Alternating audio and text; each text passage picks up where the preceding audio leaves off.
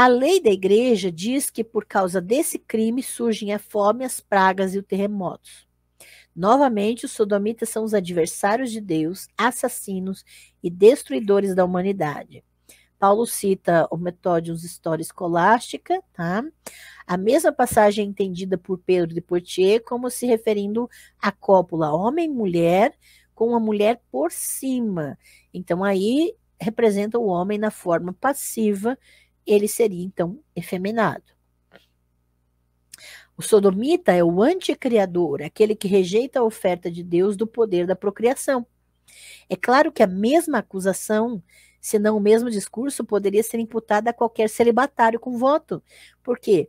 O celibatário com voto também não vai procriar.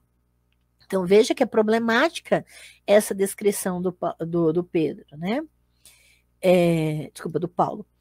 Qualquer pessoa que renuncie livremente à procriação pareceria rejeitar o mandamento de Deus para se multiplicar.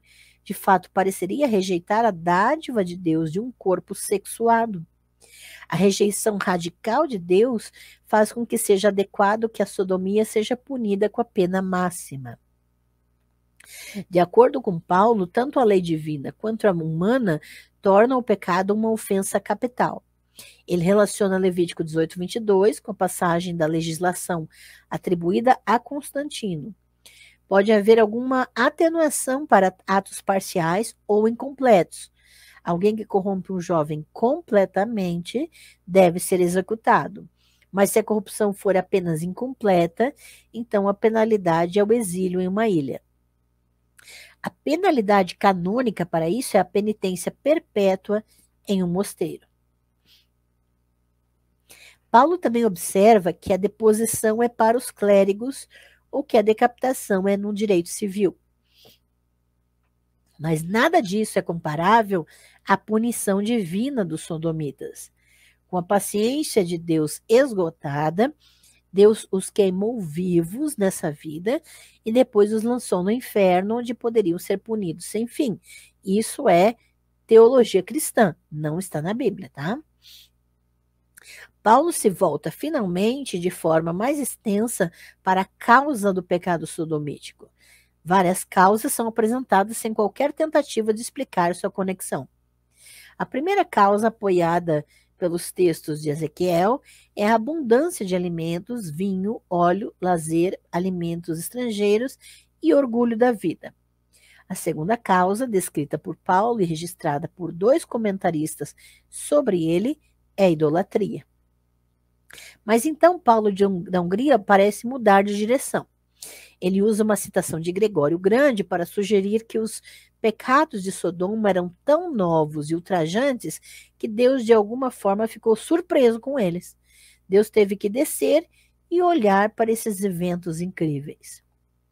A menção de Gênesis leva Paulo a listar os 4 pecados que clamam ao céu: sodomia, homicídio, opressão e suborno, ou talvez usura. Cada um deles é uma violação da natureza, mas a pior violação é a da sodomia. Paulo retorna à questão de suas causas, mas agora ele não fala tanto das escrituras bíblicas, mas de homens cultos experimentados em ouvir confissões. O pecado sodomítico é tipicamente encontrado em 2 grupos. O primeiro é o de certos cortesãos, que não são fortes o suficiente para ter uma quantidade de mulheres. Paulo está se referindo à efeminação do sodomita. Esses meio-homens não têm o desejo fisiológico ou a resistência para a promiscuidade com mulheres. Por isso, eles praticam o pecado da sodomia. O segundo grupo é formado por clérigos e pessoas de clausura que têm pouca devoção na oração e que detestam a disciplina da carne. A associação da sodomia com clérigos e monges não é nova. Nós já vimos isso na live passada, né? Nós vimos isso em Pedro Damião em diante. Mas Paulo quer explicar isso com mais detalhes, associando-a à falta de ascetismo espiritual e físico.